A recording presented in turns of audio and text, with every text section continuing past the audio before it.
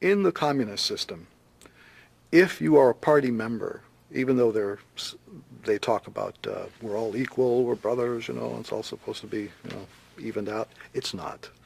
Party members have perks, they have special treatment, and they get it right.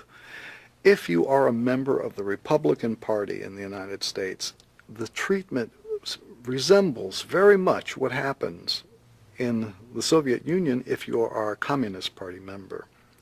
Certain things will not happen to you. Certain things can be done for you. In fact, if you can imagine this, I received in the mail, even though I am a registered Democrat right now, that may not last long, I'm going to shred that, I got this blue card. I was even going to bring it today, this blue plastic card that says I am a member of the Republican Party. Blue plastic, like a credit card, gold embossed, eagle, the whole business, a serial number. It was just like, a Communist Party thing.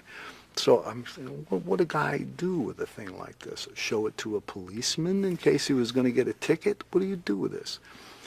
It's an influence peddling kind of a scheme. I recall throughout the 80s receiving fundraising mail from the Republican Party that was basically an invitation to participate in insider trading, and it went like this.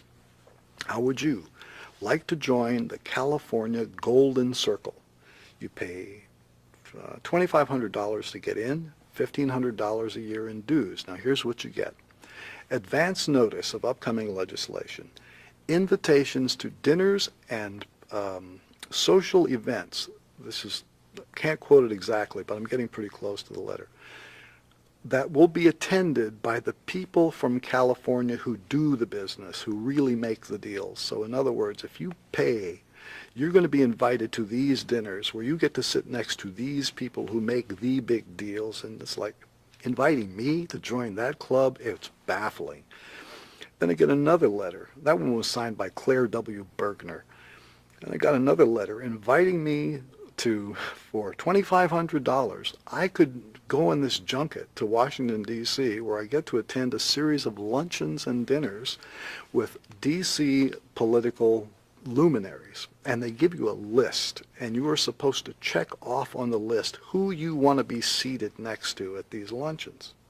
And then there's another box you had to check off that said, it's always possible that the president himself will come to one of these, so we need you to give us permission to run a security check on you and just authorize here.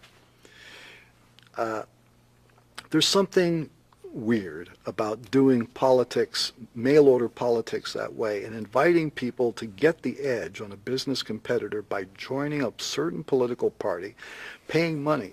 And to carry this to the most ridiculous extreme, at the point where George Bush takes office, I remember being on a plane in Europe and picking up the International Herald Tribune and seeing a front page article about the distress of career diplomats at being stepped over by all of these political appointees that Bush had put in as the main, consuls and whatever all over the world. But basically these were people who couldn't speak the local language, had no knowledge of diplomacy, but had given $300,000 or more to the campaign. And throughout the last decade, you see examples, where influence peddling, a dollar equals, so many points toward your career as a diplomat. What do you do with that? How can you have confidence in government anymore? And then you look at the media and they just look the other way.